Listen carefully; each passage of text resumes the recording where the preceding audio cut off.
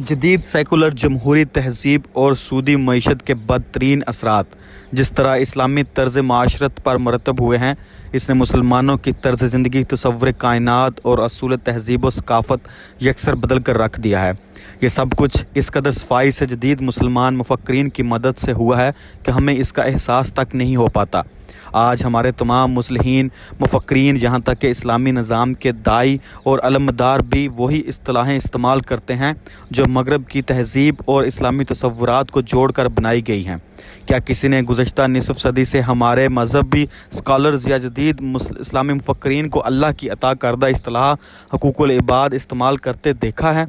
ہر کوئی اسلام میں انسانی حقوق کے الفاظ استعمال کرتا ہے۔ جدید مغربی تہذیب کے ہر تصور کو اسلام کا سابقہ یا لاحقہ لگا کر اسے جس طرح مسلمان کرنے کی کوشش کی گئی ہے، اس کا تصور بھی کسی دوسرے مذہب کے پیروکاروں میں نہیں ملتا۔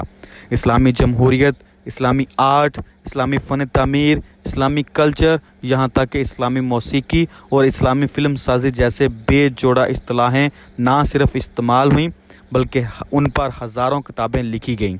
مغربی تہذیب چونکہ تحریک احیاء علوم کے پیج سے پھوٹی تھی، اسی لیے اس کے ابتدائی خد و خال میں آرٹ، موسیقی، فن تعمیرات، مصوری اور قدیم فلسفے کی ازسر نو تشکیل شامل تھی۔ یہی وجہ ہے کہ آپ کو دنیا کی ہر لائبریری میں اسلامی آرٹ، اسلامی موسیقی اور اسلامی مصوری پر ہزاروں رنگا رنگ کتابیں ملیں گی۔ اسی طرح دنیا کے ہر بڑے عجائب گھر میں اسلامی گیلری کے نام پر آپ کو ایک بہت بڑا حصہ مختص ملے گا۔ مغربی تہذیب کے یہی بدترین اثرات ہیں کہ ہماری طرز حکومت و سیاست اور ہماری معیشت بھی اسی طرح کی پابندکاری والی اصطلاحات سے سجائی سنواری جا چکی ہے، بلکہ معاملہ یہاں تک آ پہنچا ہے کہ دنیا بھر میں اسلام کے نام پر سیاست کرنے والے افراد بھی مخصوص مفادات اور مصلحت کے تحت اسلامی اصطلاحات استعمال کرنے سے اجتناب کرتے ہیں۔ مثلاً کوئی اپنے ملک کے سربراہ کے لیے امیر المومنین کا لفظ استعمال نہیں کرنا چاہتا، بلکہ جدید دنیا کے ساتھ ہم آہنگ ہونے کے لیے صدر اور وزیر اعظم کی اصطلاح استعمال ہوتی ہے۔ یہاں تک کہ گزشتہ 50 برسوں میں آنے والی ایرانی انقلاب میں بھی حکومت کا جو نقشہ سامنے آیا، اس میں بھی مغرب کے تصور جمہوریت سے مماثلت کے لیے صدر، وزیر اعظم، پارلیمنٹ اور الیکشنوں کی اصطلاحیں استعمال ہوئیں اور ان کی روح کے مطابق ان پر عمل درآمد بھی ہوا۔ نظام معیشت پر سب سے کاری ضرب لگائی گئی اور سودی معیشت کو مکمل طور پر اسلامی غلاف اوڑھنے اور اس کے تعفن اور سرانٹ کو اسلامی بینکاری کی اگربتیوں سے کم کرنے کی کوشش بھی 50 سے جاری ہے۔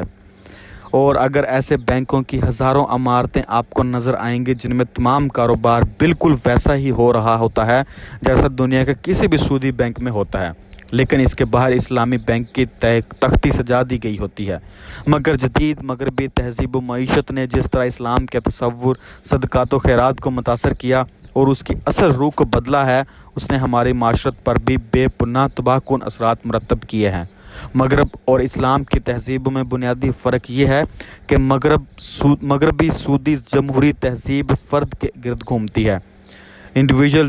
فرد کے گرد گھومتی ہے اور اس کی فلاح و بہتری کے لیے سرگرم عمل ہوتی ہے، جبکہ اس کے مقابلے میں اسلام فرد کے تمام معاشرتی اداروں کے ساتھ تعلق کو اپنے ہر عمل کی احساس کا تصور کرتا ہے۔ یہی وجہ ہے کہ مغربی تصور انسانی حقوق میں فرد کا حق اگر اسی طرح پورا ہوتا ہے کہ 5 لاکھ بوڑھے اگر ایسے اولڈ ایج ہوم میں رہ رہے ہوں جہاں پر سہولت میسر ہوں تو وہ ملک دنیا کے بہترین ملک تصور ہوگا، جبکہ اللہ تبارک و تعالیٰ ان 5 لاکھ گھرانوں پر لعنت بھیجتا ہے جہاں سے وہ بوڑھے زبردستی اولڈ ایج ہومز میں دھکیل دیے گئے ہیں۔ اصل وجہ یہ ہے کہ اسلام فرد کے رشتے اور تعلق کے حوالے سے حقوق کا تعین کرتا ہے۔ باپ کا حق، ماں کا حق، بیٹے بیٹی، بھائی بہن، رشتہ دار، پڑوسی اور پھر معاشرے کے حقوق کا واضح تعین کرتا ہے۔ اس لیے اسلام میں کسی یتیم خانے یا کسی بوڑھے کی کفالت گاہ کا تصور تک نہیں ہے۔ اسلام زکوٰۃ، صدقات اور خیرات کے مصارف متعین کرتے ہوئے ان کے اولین مستحقین میں قرابت داروں کو شامل کرتا ہے۔ قرابت داری ایک ایسا وسیع لفظ ہے جس میں ایک شخص کے دور دراز کے تمام رشتہ دار بھی آ جاتے ہیں۔ یہی وجہ ہے کہ اسلام میں کفالت یتیم اس کے قریب 3 رشتہ داروں کی ذمہ داری ہے۔ اس لیے فرمایا، میں اور یتیم کی کفالت کرنے والا جنت میں اسی طرح ہوں گے، اور آپ صلی اللہ علیہ وسلم نے اپنی انگشت شہادت اور درمیانی انگلی کے درمیان تھوڑا سا فاصلہ کر کے اشارہ کیا۔ قرابت داروں کے بعد یتیم کی دیکھ بھال کی اہمیت اس لیے بتائی گئی ہے کیونکہ وہ اسلام کے تصور معاشرت کے سب سے اہم ادارے خاندان کے ٹوٹ جانے کا سب سے زیادہ شکار ہوتا ہے۔ قرآن پاک کی آیات اور احادیث کے دفتر یتیموں کی کفالت، ان سے حسن سلوک اور پرورش کی ترغیبات سے بھرے ہوئے ہیں۔ اس حدیث کے ایک ایک لفظ پر غور کیجیے۔ روایت ہے، حضرت ابو امامہ رضی اللہ تعالیٰ عنہ سے فرمایا، رسول اکرم صلی اللہ علیہ وسلم نے کہ جو کسی یتیم کے سر پر ہاتھ پھیرے مگر اللہ کے لیے تو ہر بال کے عوض جس پر اس کا ہاتھ پھرے نیکیاں ہوں گی، اور جو اپنے پاس رہنے والے یتیم یا یتیمہ سے بھلائی کرے جنت میں اور وہ ان کی طرح ہوں گے، اور اپنی دونوں انگلیاں ملا دیں۔ اس حدیث میں کس قدر وضاحت کے ساتھ یہ لفظ استعمال ہوئے ہیں، پاس رہنے والے یتیم، گویا اسلام میں وہ یتیم جو معاشرے سے الگ تھلگ کر کے ایک معاشرتی ذلت کے طور پر یتیم خانوں میں رکھے جاتے ہیں، ان کا کوئی تصور ہی نہیں۔ جن افراد کی قرابت داری میں سے کوئی یتیم بچہ اگر کسی یتیم خانے میں پرورش پاتا ہے تو وہ تمام صاحب حیثیت رشتہ دار روز محشر اللہ کے حضور اپنے اس بدترین رویے کی وجہ سے جواب دیدہ ہوں گے۔ یتیم خانہ دراصل مغربی تصور خیرات کا ادارہ ہے جسے جدید دور کے مسلمانوں نے ایسے اپنا لیا ہے جیسے وہ ان کی تعلیمات، معاشرت اور یا تہذیب کا حصہ ہو۔ جاری ہے۔